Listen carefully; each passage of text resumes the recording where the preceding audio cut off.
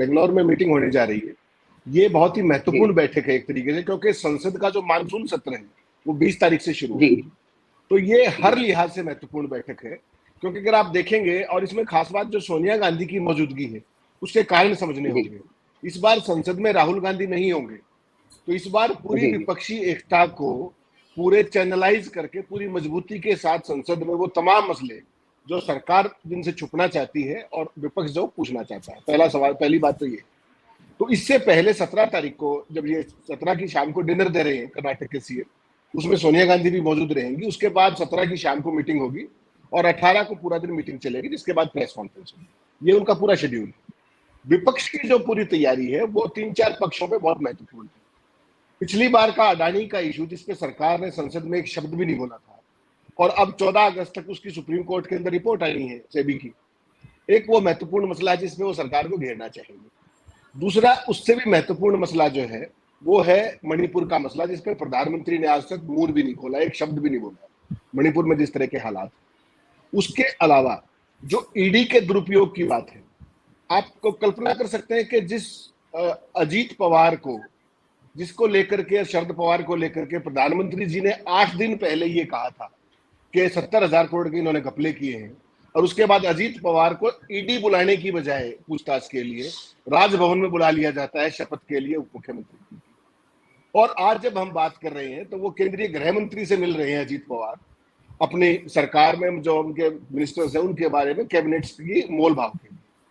तो ये सारे जो मसले हैं, इन पे विपक्ष जो है अपने रूलिंग पार्टी को मैट पे डालना चाहता है। देखिए, माहौल गर्म है, और जो कल ईडी को लेकर के फैसला आया, और जिसके बाद जिस तरीके से जो गृह मंत्री जी उन्होंने जो टिप्पणी की, जो क्या बोलते हैं उसको, जो ट्वीट किया, वो बेसिकली एक बेचैनी को दर्शाता है। यूसुफ जी, सारे साथी सहमत होंगे।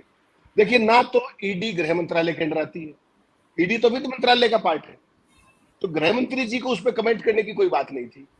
और जिस तरह के शब्द उन्होंने प्रयोग किए हैं, मुझे तो लगा कि वो अगले ईडी डायरेक्टर के लिए मैंडेट करना चाह रहे हैं, इस्टेब्लिश करना चाह रहे हैं कि इस तरीके से काम होना है, और विपक्ष को चेता रहे हैं। देखिए, ईडी एक स्वतंत्र संस्थान है और उसको अपना काम करना है। उसके बावजूद गृह मंत्री का ये कहना कि एक संस्थान है, उसमें लोग आते जाते रहते हैं, तो आप उस संस्थान में उस व्यक्ति को 4 साल से क्यों ढो रहे थे, 4.5 साल से? क्या और व्यक्ति खत्म हो गए थे क्या? सवाल तो देखिए यूसुफ जी पूछे जाएंगे। और ये सारे सवाल जो विपक्ष है, जो साझा विपक्ष है, जो संयुक्त विपक्ष जिसको हम कह रहे हैं, उसी की रणनीति बनाने के लिए वो इकट्ठा हो रहा है। देखिए, पटना की मीटिंग के बाद इमीडिएटली कुछ एक्शन नहीं होने वाला था, लेकिन यहाँ जो बेंगलोर की मीटिंग है, इसके बाद सारा एक्शन दिल्ली शिफ्ट हो जाएगा, क्योंकि पार्लियामेंट का मानसून सेशन है। तो इसमें सारी चीजें, बेशक सत्तारूढ़ पार्टी हर बार मीडिया की मदद से और तमाम नुक्ते लगा करके बहस नहीं करती, सवाल मुद्दों से साइड स्टेप कर जाती है, लेकिन मुद्दे तो वो हैं, और इसी की रणनीति बनने वाली है। बहुत सारे लोग ये सोच रहे थे कि पिछला जो पटना के अंदर मीटिंग हुई थी, उसके बाद शायद अरविंद केजरीवाल को ना बुलाया जाए, जिस तरह की उनकी पूरी रही, वो प्रेस कॉन्फ्रेंस से पहले ही निकल आए थे और सारी बातें। लेकिन आज की तारीख में कांग्रेस पार्टी ने मुख्य विपक्षी दल होने के नाते एक बड़ा दल दिखाया है, और ना केवल वो 17 पार्टियां, बल्कि उसमें छोटी मोटी 7 पार्टियां और भी जोड़ी हैं, जो कहने में छोटी हैं, लेकिन आज की तारीख में जो इस देश में चल रहा है वो साइकोलॉजिकल वारफेयर चल रहा है, मनोवैज्ञानिक युद्ध।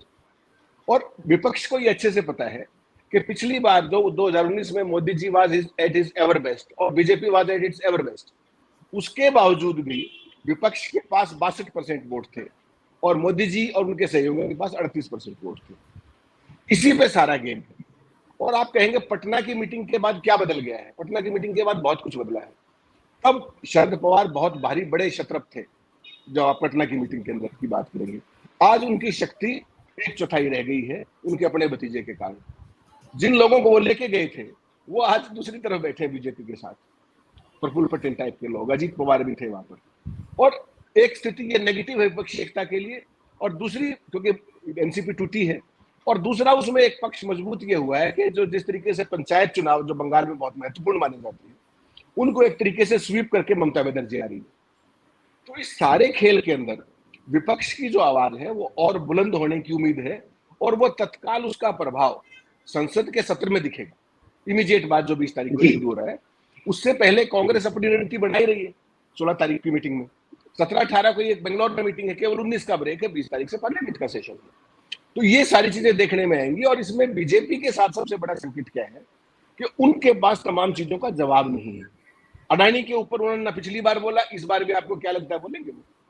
मणिपुर को लेकर के आज तक कोई शब्द प्रधानमंत्री जी ने शांति की अपील भी नहीं की।